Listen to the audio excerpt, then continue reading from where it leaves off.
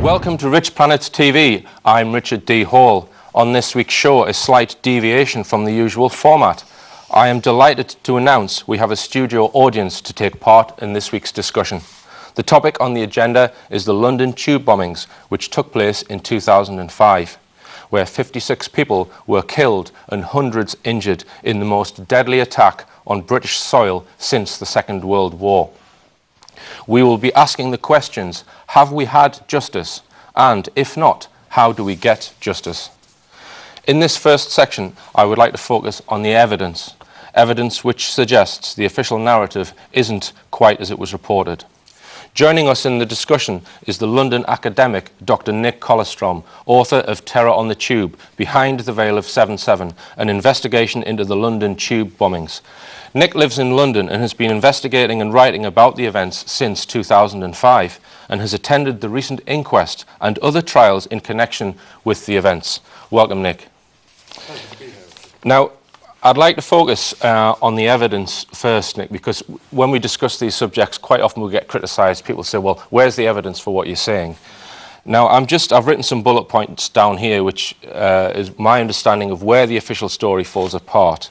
And we've got several of them. We've got the fact that the train that the official narrative said the alleged bombers caught was in fact cancelled. We've got the fact that there is no convincing CCTV footage of any of the alleged bombers at King's Cross before the bombs went off.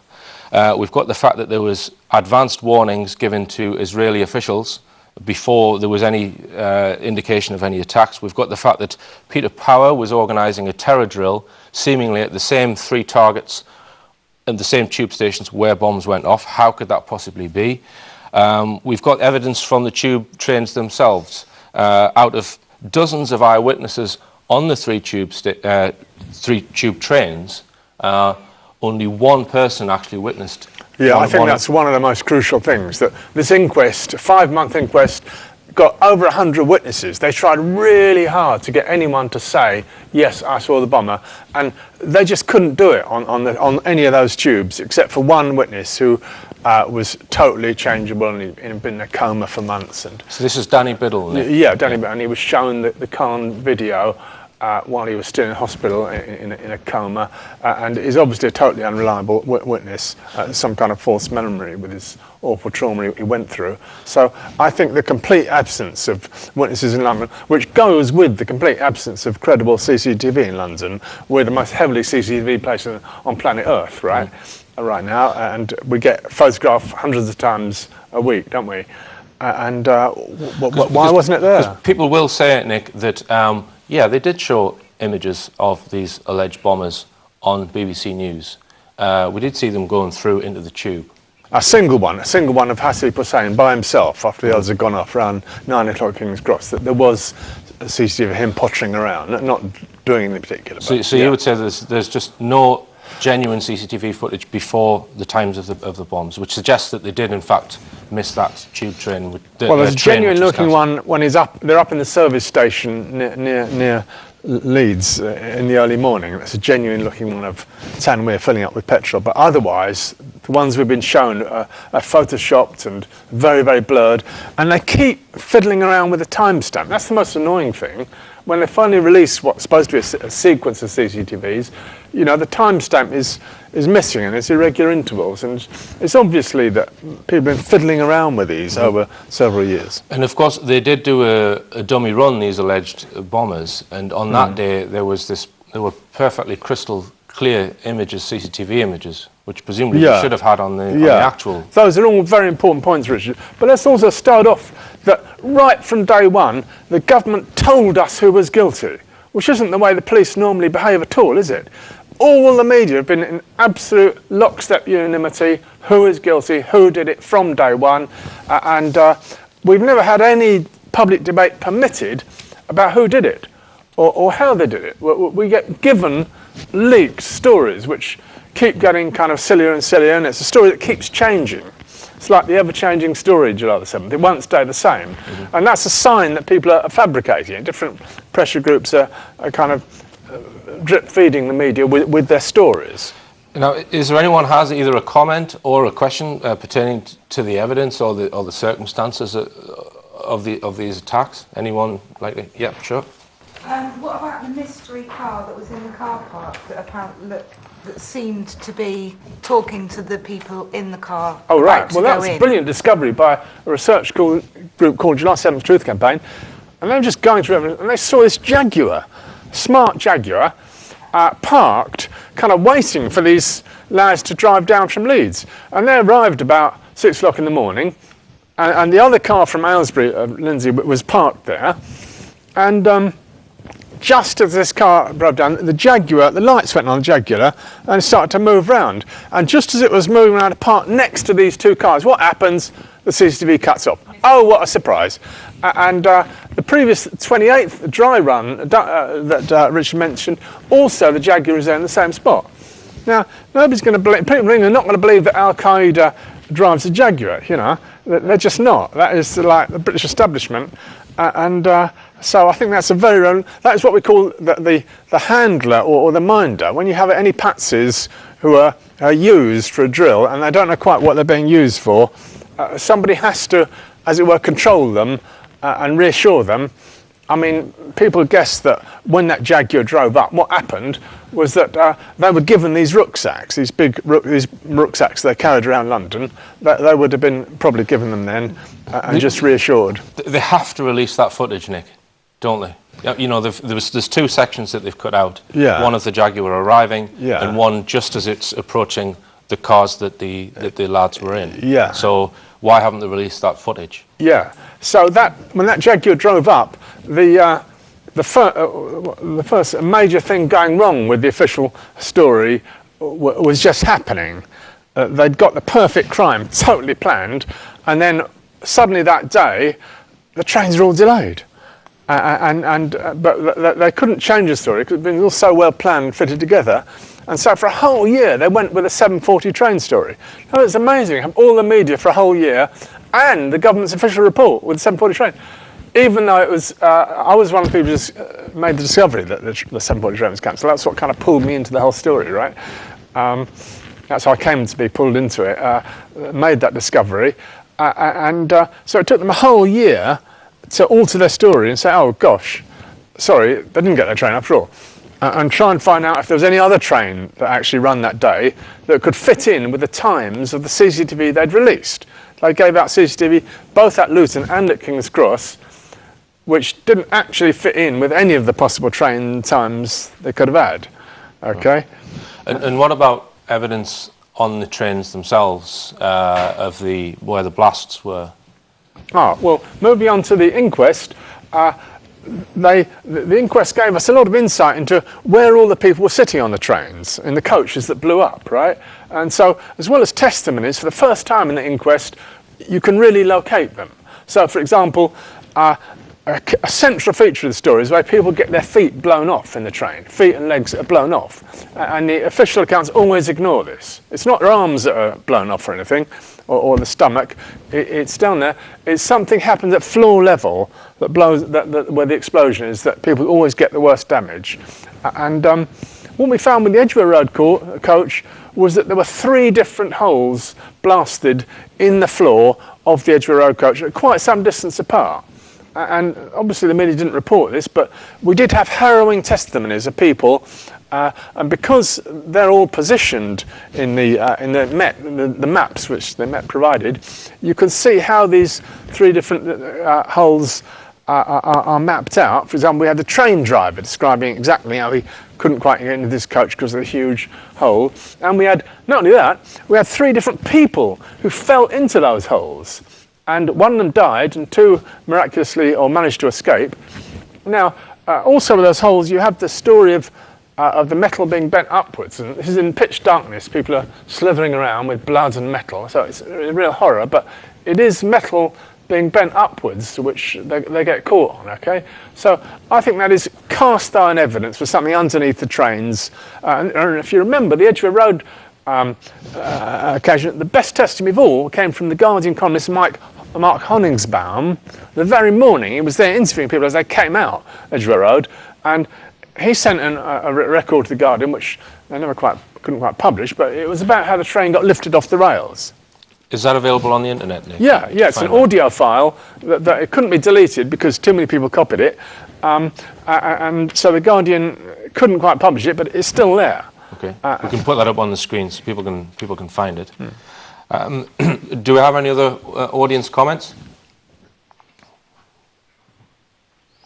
What I find funny is how the cameras never worked, just like in 9/11. And the firm who owns the camera system in the tubes are an Israeli firm.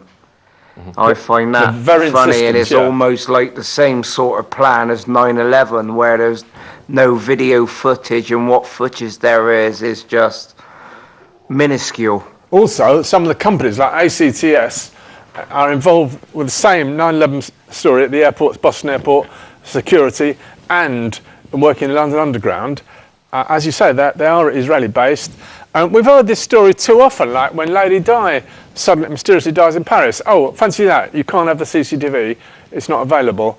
And it just happens too often, doesn't it? That, I mean, like in Norway, whatever it is that happened in Norway, people are asking, well, can we please be allowed to see the CCTV? And whenever some big operation goes down, I mean, they took enormous amount of CCTV in London.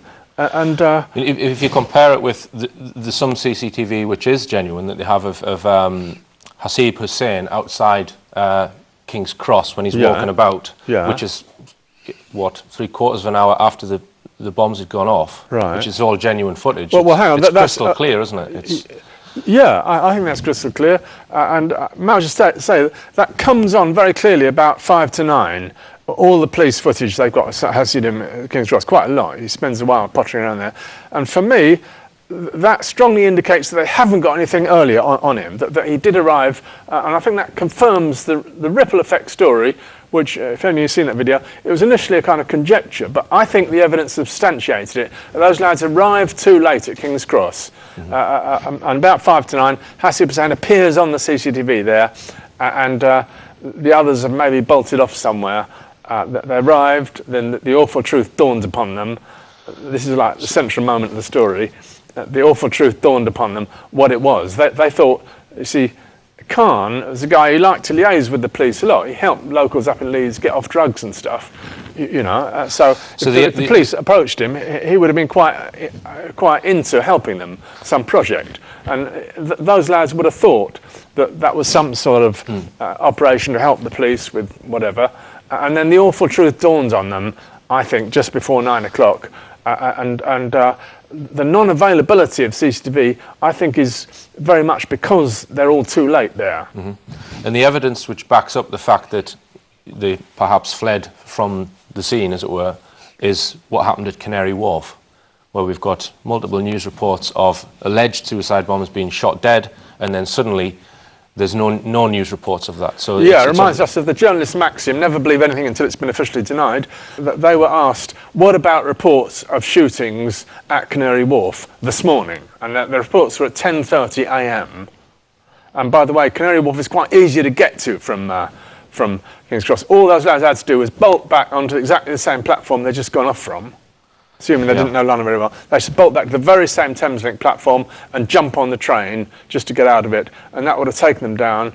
They'd change at London Bridge, and in a few minutes they're at Canary Wharf. So it's one of the places that's would have been very easy for them to end up at. Okay, and then there's reports all around the world or quite a lot of media around the world of terrorists being shot at Canary Wharf, and the reason that's important is that the police have a protocol that they're allowed to shoot if they think someone is a terrorist, or that's the only condition under which they're supposed to be allowed to shoot civilians.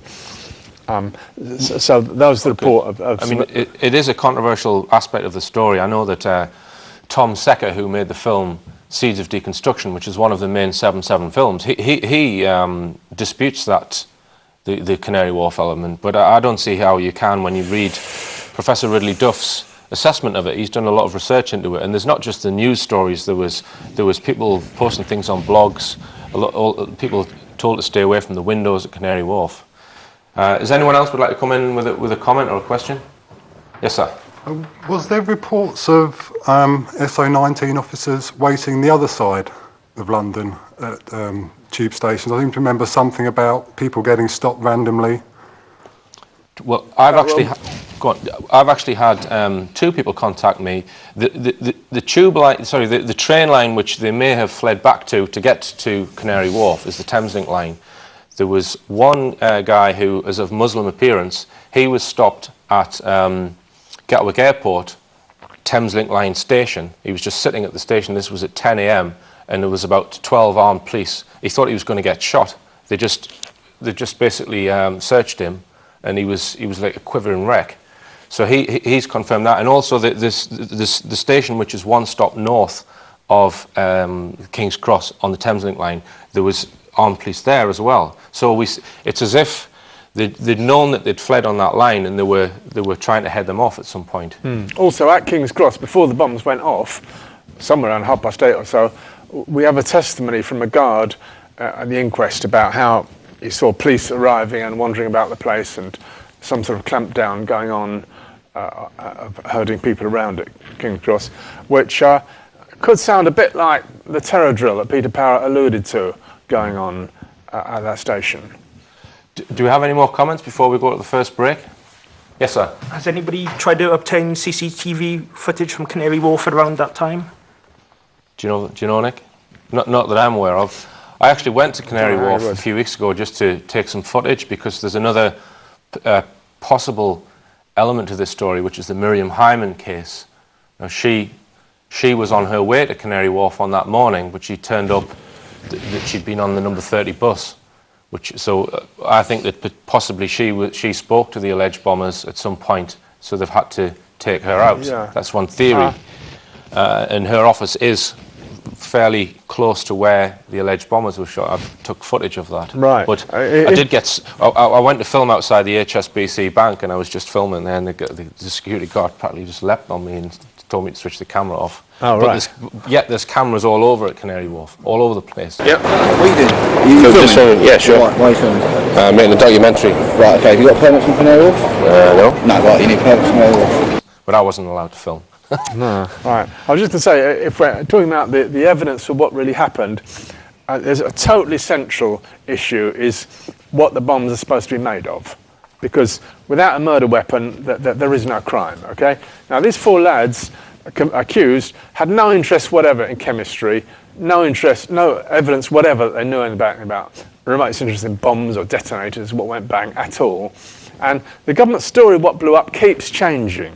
Right? It started off with a high-powered NATO explosive, which the real experts said they found around the scene of the crime, looking around the coaches. Okay, something called C4, that only is made in advanced NATO labs. Okay, then it changed to something else, something called TATP, that was allegedly made up in a bath in Leeds, and that's highly unstable. And for about a few years, 3 years, it stayed as TATP that they were supposed to have made and brought down the rucksacks. And then in 2008, at the inquest, so-called July 7th trial, that changed again into black pepper and hydrogen peroxide. All right, then, Nick. Well, I'll just interrupt you there. We're going to go for a short break now. And after the break, we'll be focusing in on what happened at the inquest.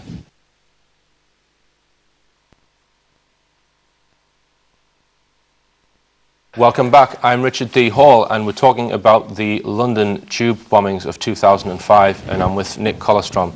Now then, Nick, you spent a lot of time at the inquest. Tell us when the inquest started. It was last year, I believe, 2010, and how long did it run, and what was it for? What was the objectives of the inquest? Well, it's a good question. Lady Justice Hallett was presiding very magisterially over this event at the High Courts of Justice in London, okay? And you had a smarmy lawyer introducing all these people, giving evidence. And there was nobody to question the official narrative or grill anybody. There were just witnesses were invited to give testimony, and we had loads of testimony. Basically, endlessly wallowed in grief and horror and despair of the event, and it had people questioned, what body was where, you know. You actually wrote a letter to Justice Hallett.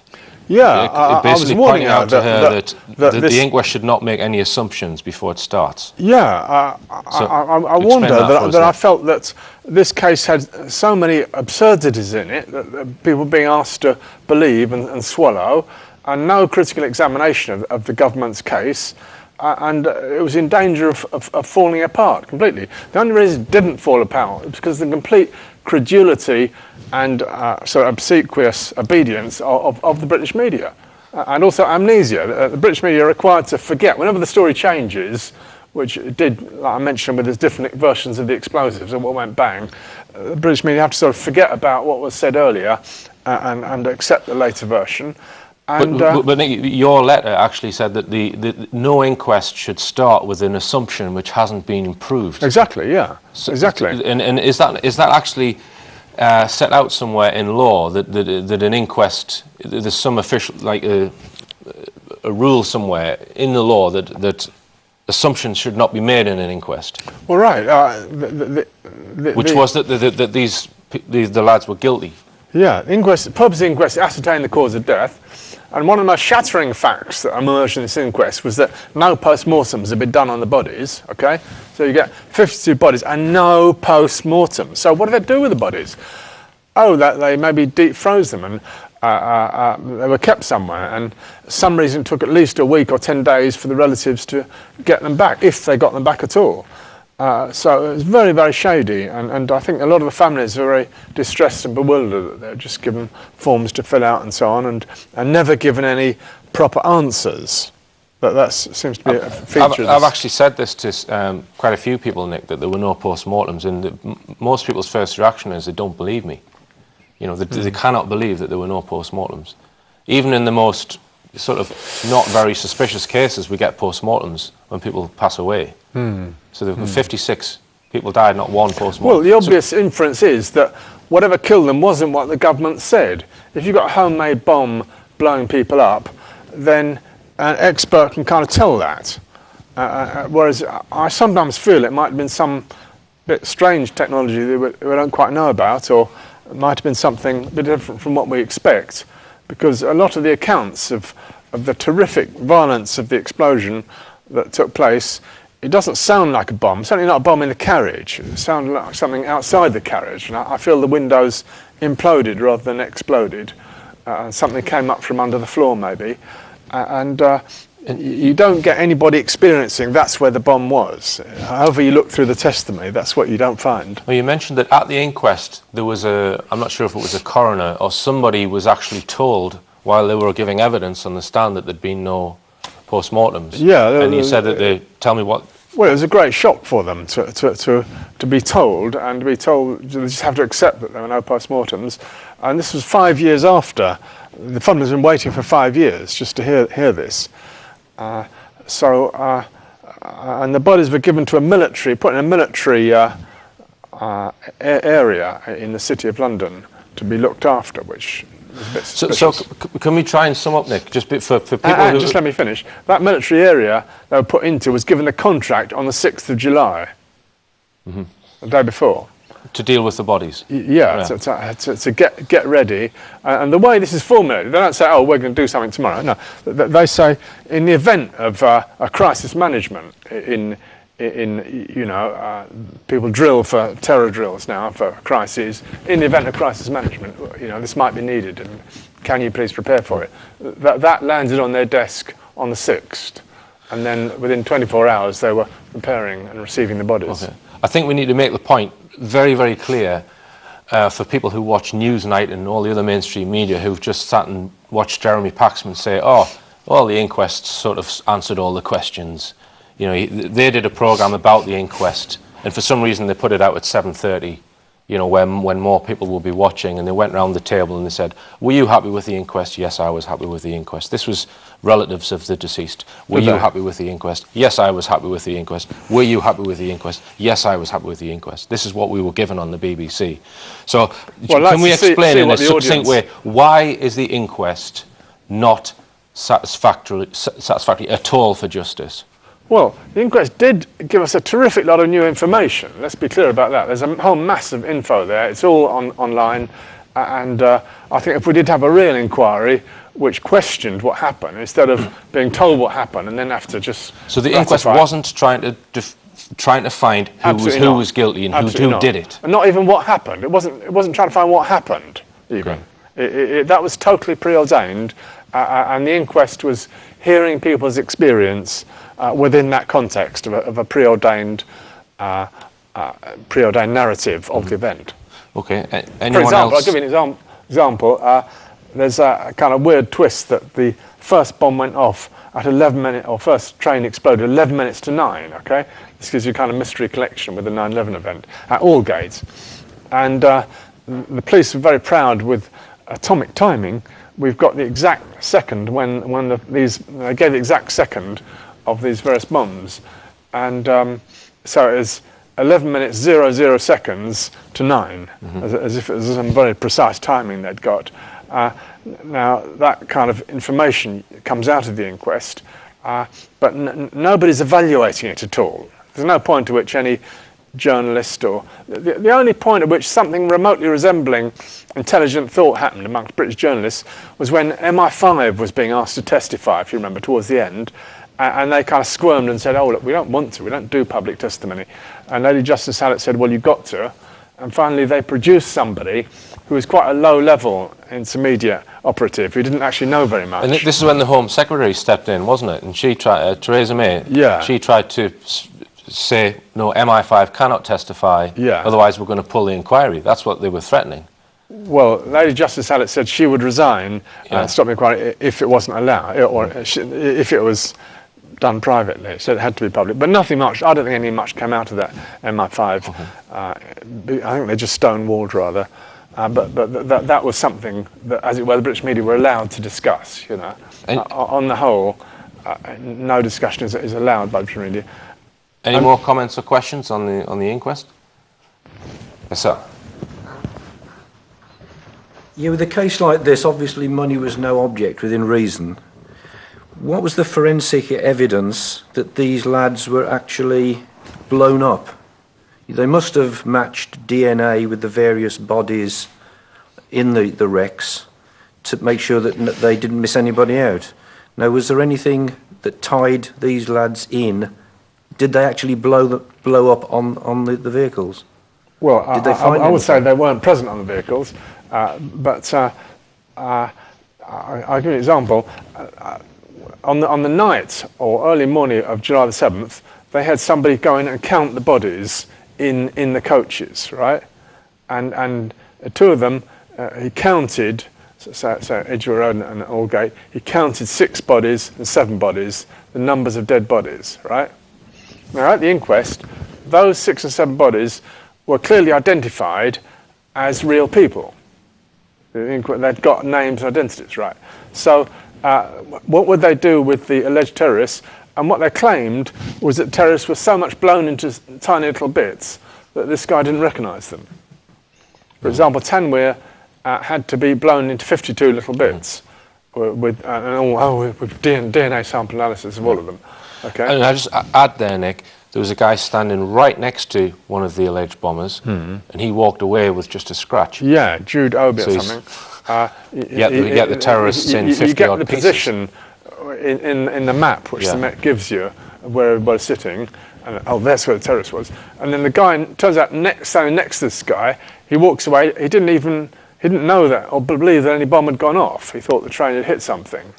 The gentleman asked about DNA evidence. Did you see any evidence of that? Did they say we've done a DNA match on Mohammed Siddiqui Khan? They do claim that. They claim with Tanweer that they got a whole lot of tiny bits of him, and they've done DNA sampling, and you have to decide if you want to believe that.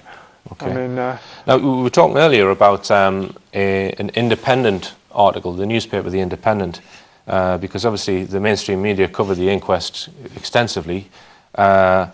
And you were talking about, on a lot of newspapers... Sorry, could I just continue this? Just add one further thing. Sure. It's terribly important, Michael, question you asked. What you've got from the inquest is a location where various people died on each coach. So you've got the kind of area of dead bodies, and then you've got a conjectured area of where the hole was in the floor, and then you've got a conjectured place where the terrorist was sitting or standing, okay?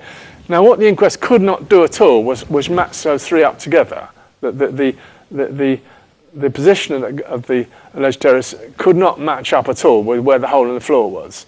and those three were clearly did not coincide, which I think is evidence that it could not have been done with the terrorists with the rucksack on the back, which is and there's the other factor in all of this, that they didn't store the wreckage, the damaged tube trains. They were all scrapped. Yeah, within a year, the prime scene for the evidence was destroyed, and no journalist or person at member was ever allowed to see it. And I think that's because the holes in the floor would not have matched up at all with what an exploding rucksack should look like.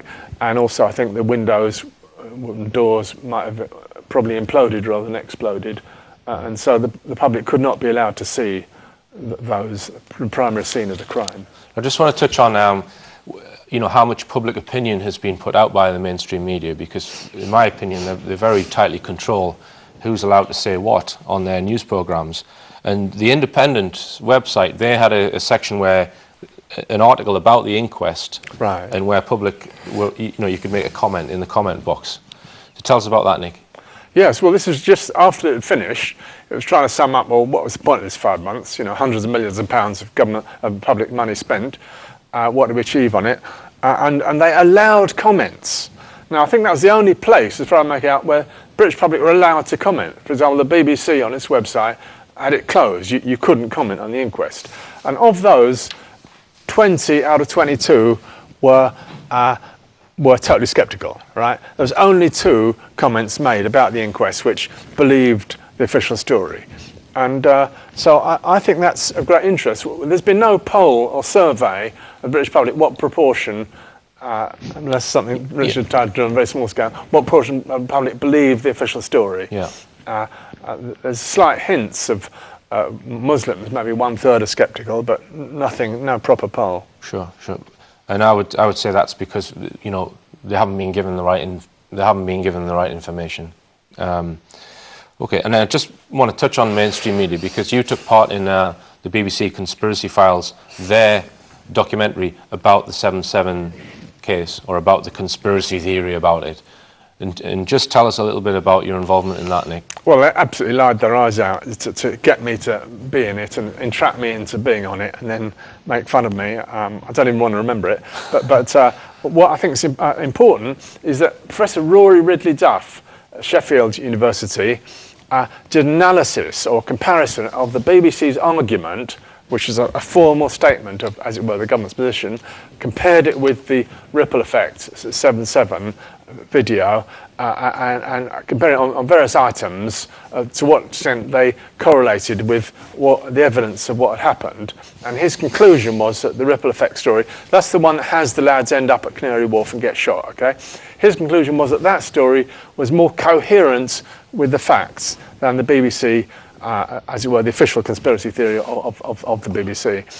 And that seems to me the one kind of intellectual debate that's taken place in this country about the story. So I think we should remember that. Somebody who's got a job, and he uses that analysis in sort of philosophy classes that he does at Sheffield, and I think that's very interesting. Now, 1 week after the bombs went off, Nick, there was another story in the media, which was that these young men were Islamic extremists, and they worked at a particular shop which was peddling Islamic propaganda in Beeston, the Iqra Learning Centre. Oh, right, yeah. So tell us about how that story came about and what happened, because the police, I believe, raided that particular shop. This is a bookshop that 2 of the alleged terrorists had worked in. Yeah, I think that they were, 2 of them were associated with this Iqra bookshop, and all sorts of sinister things were alleged. And the police said, well, we've got to raid this shop. And the owner of the shop said, look, okay, well, here's the key, you can go in. And they said, no, we want to barge the door down. And the media were there standing ready with their cameras as the police... So they hammered the door down. And... so it was a psychological operation. Like what we call truth videos and stuff. Yeah, and John Pilger discovered that some of his books and stuff were confiscated, that they were on sale, so we got quite annoyed. And I think there was George Galloway at the US Senate, they were selling that kind of stuff, and 9/11 truth stuff, I think it's. Yeah, this was this Islamic propaganda. Poor fellow who ran it was then put into Paddington Green solitary confinement, for 10 days or so. So this kind of, people get terrorised. Once that happens, he's quiet. He's not going to talk to anyone anymore. So just tell us a little bit about the background of the 4 young men that have been alleged to have carried out these bombings, Nick. Right. You've done a well, lot I mentioned Khan, Mohammed Sadiq Khan. He was like a local action hero in Beeston and Dewsbury, and he was a teaching mentor, and people trusted him. The headmistress trusted him. When the Times Education Supplement came round to the school, they interviewed him, Khan, not any other teacher, him and the headmistress, and he also ran a thing for getting local kids off heroin. There was quite a heroin epidemics around there, and it was sort of cold turkey chill out, and he did climbs up mountain and canoeing expeditions to get people to clean out, and he was respected. And local mothers would trust him with their daughters to take their kids to school in the morning, you know, and he was in every way an up and coming. I think he would have been in local politics if he'd survived. The son of Tony Benn came down to open the Hamara Healthy Living Centre, and so Khan was part of that. Khan was invited to the House of Commons. His mother-in-law was invited to Buckingham Palace. So they were quite a distinguished family.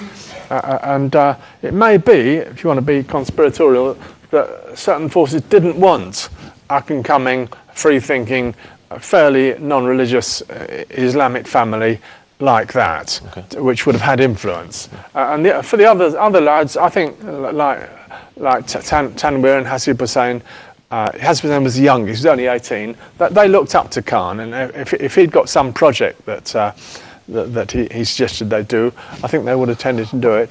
And Khan was just on the verge, just about to have his second child, and expecting, just like Lindsay was also expecting a child. So you have to think, how likely is it that these young lads would want to take their lives? One of them was playing cricket the night before. Yes, Tanweer is a cricket fanatic. Suicide. None of these lads had any particular interest in either religion or politics. Not really. And they're all looking forward to their lives. Yeah, we'll have a final comment before we go to the break. Yes, sir.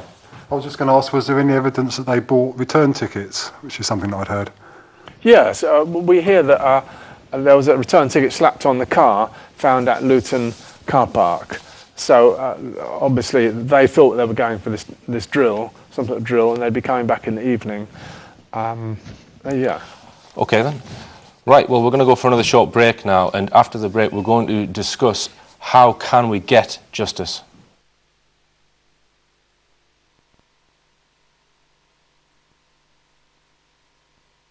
Welcome back. I'm Richard D. Hall, and I'm talking to Dr. Nick Collerstrom, who is the author of Terror on the Tube, Behind the Veil of 7/7. Now, if we accept the information that we discussed in parts 1 and 2, Nick, that there is something inherently unjust about this case and that justice is not being served, what can we do to actually bring to justice the people who were behind this? And that's a question for the audience as it is as much for Nick, because I don't think anyone has really got the answer to this.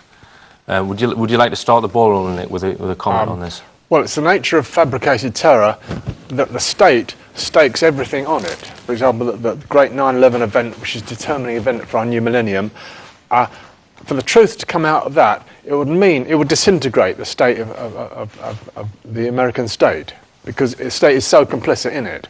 It can't allow that truth to come out. That is the ultimate risk and gamble that is made. So you're saying that if justice was seen to be done, the state would have to fall? Yeah. And you got something similar with 7/7. I mean, the media and the BBC, the government and the Metropolitan Police are held together. There's all sorts of ways in which it's connected, and a terrible new interconnection is made once this event is perpetrated, that they all have to go along with the great lie. Isn't this all part, anyway, of weaving a web of deception and getting the people like us more to believe the media and get scared and not ask questions and just kind of shut us up, make us more sheeple? Totally, yeah. I think it's very important if you're individual inner freedom, that you make clear that you're not part of this. that you won't go along with it. And this is a web of illusion, and the web of illusion is woven using fear and hate. That's what they always have to use. They have to have a demonised, hated enemy image. And this is continually manufactured. Al-Qaeda, you're continually be given images now of hate, just as a previous generation was given images of communism as something to fear. And that's why you need the government to look after you. That's why you need all that security and military and police everywhere to look after you. And if you didn't believe in that, then you wouldn't want all that security apparatus. To try and answer this terribly difficult question, I think we need some sort of people's inquiry. I think there's great traditions of these, say, Bertrand Russell tribunals after unlawful wars take place, of trying to get the truth. And ordinary people decide to get together. And I think that's what the people of London should aim for. The problem would be with that would be getting it would never be covered correctly in the mainstream, though. If you were to set up something like that would be the problem, getting it onto the mainstream.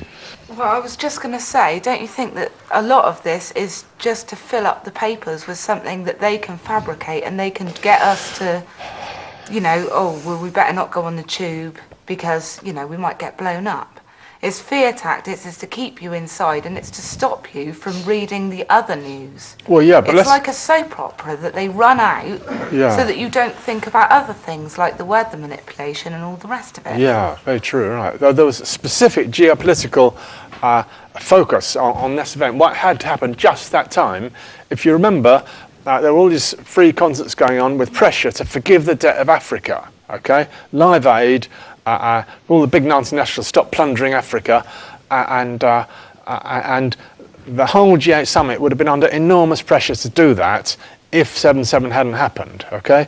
And then it happened just after the summit had begun, and that enabled, the day after Bush and Blair met, that's terribly important to realise that, those two met, and the day after it happens, and those two could then shift the whole dialogue of that G8 summit onto the war of terror.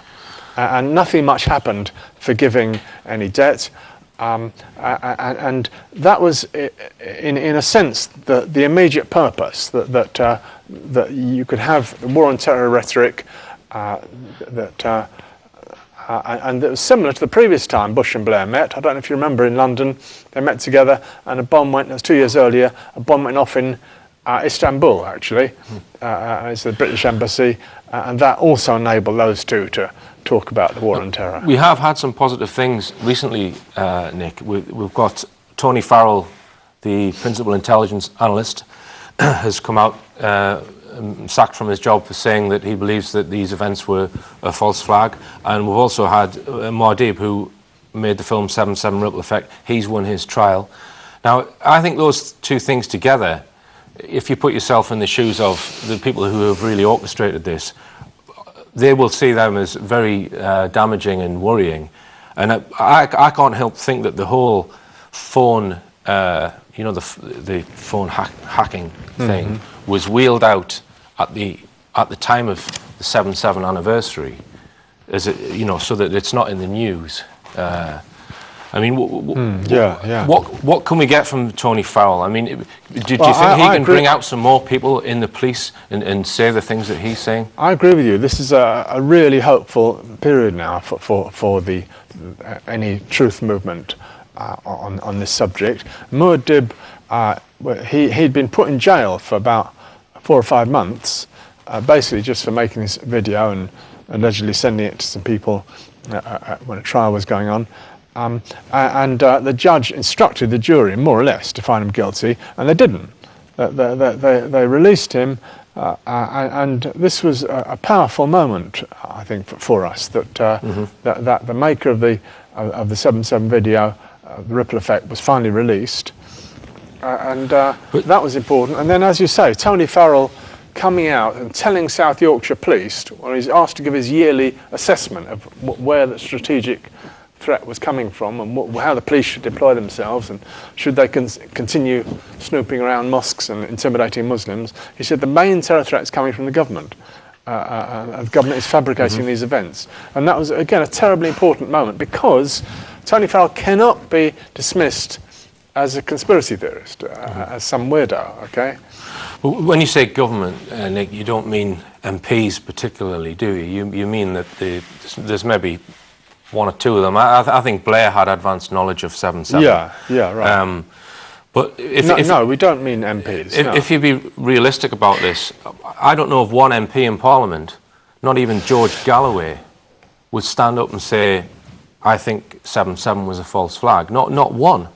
You know, so if you look at it in those terms, it's just a rock face that you can't get through, because until MPs start, you know,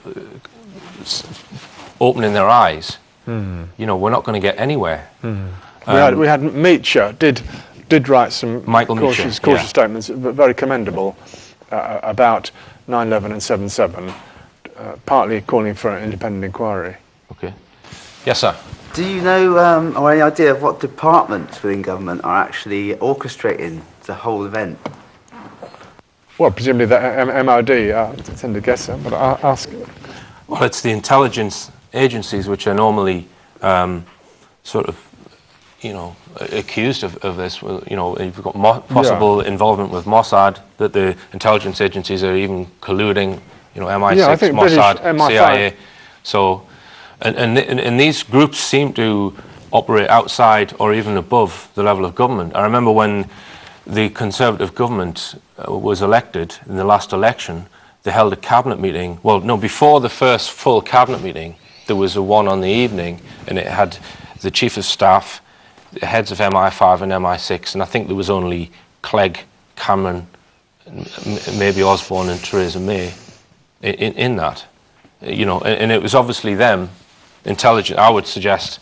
You know, the minutes of that meeting have not been published. Why aren't they published? Publicly it was said, oh, they were being told about the terror threats, etc. But I would suggest it's probably more they've been told how they manage and handle information, you know, when they're put on the spot about terrorism. This is what you say, you know, you leave this to us, sort of thing. And whether some of the current lot are actually know, I think Blair definitely knew. Only a very small number of people are conscious of what happens, you see. Most people, the big terror drills happen. For example, April 2005, there was Operation Atlantic Blue, and all echelons of government took part in a big rehearsal for bombs going off on the London Underground. I think there's 3 different stations simultaneously, coinciding with a major international summit. Now, that was a major kind of preparation for the event, just as the previous year's Panorama programme, which had 4 different bombs going off in London, 3 of them simultaneous on tube stations and 1 an hour later on the road. And Peter Power was the main spokesperson for that programme. That was an imagining of the event. So a sequence of terror drills, as it were, blueprints and drills, what's going to happen. Now, most people involved in that have no idea that it's actually going to go live. The terror drill goes live. Only a very, very few people are in the know about how that transition takes place. Okay, that what is rehearsed and performed then happens, and most, as Rich said, MPs wouldn't have a clue about it. If I may give one example of the BBC, I found particularly haunting. 1 year anniversary of 7/7, the BBC News kept showing film footage when it was talking about the anniversary event of the June the 28th visit to London of those 3 lads, and it kept showing footage of those 3 with the timestamps removed, so you couldn't see the date. Now, that shows BBC complicity, okay, because it gave people under the impression, which most people have, that there is real CCTV of those 4 in London. Most Londoners believe that, and they believe it perhaps largely because of BBC showing the June the 28th footage, when the 3 of them really did visit London, as if it were the July 7th event. Now, that kind of complicity doesn't just happen by chance. It shows the BBC is complicit in the misinformation given to the British people. Okay, I'm going to ask a hypothetical question here, Nick, because part of the motivation for my shows and the information I've put out is to try and get a whistleblower who's involved and had knowledge of the real 7/7 plot, okay? Someone who perhaps isn't comfortable with what they've been asked to do and who has knowledge of it. Now, let's just say, for example, we got 2 or 3 people who were prepared to go on camera, who were involved in it and were prepared to spill the beans on the whole thing, we make a nice documentary, and then that goes out on the internet with top intelligence whistleblowers, right? Let's just say we did that, okay? And let's say it went viral and millions of people in Britain watched it on the internet. What would then happen if we managed to achieve that? You know, would all of the MPs suddenly then, like a seesaw, shift onto our side and create some kind of revolution? What would, I'm trying to foresee what we're really trying to achieve here. Yeah. Can you see the state being brought to book on this? Yeah. Can any audience member got a comment on that? Yes, madam. Well, surely the web of deception is now spun so thick that you can't remove it just by one cut. I mean, people have been deceived for years, and to cut that free would, as the gentleman said, remove the country of the United States completely, because it's built on these lies for years and years and years. I mean, They will just discredit anyone that they don't agree with. right. So they will find in Yeah, your past which things is- that they can manipulate to make you sound less credible. Yeah, which is what the son of, did with But we Tony have- Farrell. They've tried to discredit him. Well, try it, but you have to work on testimony of people who were really there and knew about it. For example, they spun a whole lot of stories about 18 Alexander Grove, the supposed bomb factory, and they planted a terrific lot of stuff in there with this absolutely mad idea of black pepper and hydrogen peroxide blowing up the coaches, okay? Now, this is a totally absurd joke. It's a mystery how any journalist can report that at all. But the person that needs to speak to is the guy who was renting that flat. He's got a PhD in chemistry from Leeds University, a guy called Dr. Magzi Al-Nashar, and he got a ticket out to Cairo. He left just a few days before the event with a return ticket, okay? He was just going to visit some people. And obviously, we never hear about him now, if indeed he's still alive. But his testimony, if he was still alive, would be the one we need to kind of discredit this idea of a bomb factory. Gentleman over there, I think you had your hand up. Even if we could, say, prove that all this is true, and I don't think there's much doubt about that, how are you going to get the public to accept it? Because so many people live a very nice, cosy life. They believe virtually what the media say and the government. And for this to come out, and this would lead to so many other things, that their whole lives would change dramatically. They wouldn't have anything to believe in, would they? I've read that in any conflict, only 5% of the population actually take part in the struggle, and the other 95% kind of join the winners, if you like. Or I've also heard figures that once the figure gets to 10% of the population believing that something's true, if it's true, it will then, that's enough to tip the balance. So I don't think we need to wake everyone up. This reminds me of the sort of conversation in the film The Matrix, where Morpheus and Neo are talking about the web of illusion that's spun, and do you want to take the red pill and find out what it's really like, or do you want to stay comfortable? I think, to answer your question, anger will motivate people. When they say, God damn it, were we lied to? Were we really lied to that badly? I mean, there is another avenue that I'm pursuing, and that a lot of the people from the Beeston area who knew or were relatives of the alleged bombers, none of them have really been given airtime in a documentary. No. And there were a lot of people connected to them, such as the teachers who worked at Mohammed Siddiqui Khan's school. We've got the uncle of one of the alleged bombers, one of the families said, well, they saw the body and it was intact. None of those people have given that testimony on camera. So, if you could get that, I think it needs somebody like Tony Farrell, but who's had inside knowledge of the plot, who was involved in it. That's what I think is needed. Do we have any other comments? Yes, sir. Like in the 9/11, a lot of the laws were changed afterwards. Right. I was wondering, has that happened so much this time in England? Totally, yeah. It's had a shattering impact. The most central axiom in British justice, that you're innocent until proved guilty, That has now changed. The police, especially with Muslims, can pick you up because they believe you may be intending to do something. And that's terrible, to be charged on that grounds. To have the police fantasise about, oh my lord, he might have been intending to make this or that explosive and put it in a Lucozade bottle, and he might have been intending to get on an aeroplane and blow us all up. And that people are really put in jail because of imaginations like that. The sequence of anti-terror legislation has enabled that to take place. Not only that, but they can try it twice the same crime. Those in the what's called the July 7th trial at Kingston 2008, they had these three lads who had the misfortune of having been good friends of the four young men who were, the alleged bombers. And that's basically why they were accused, right?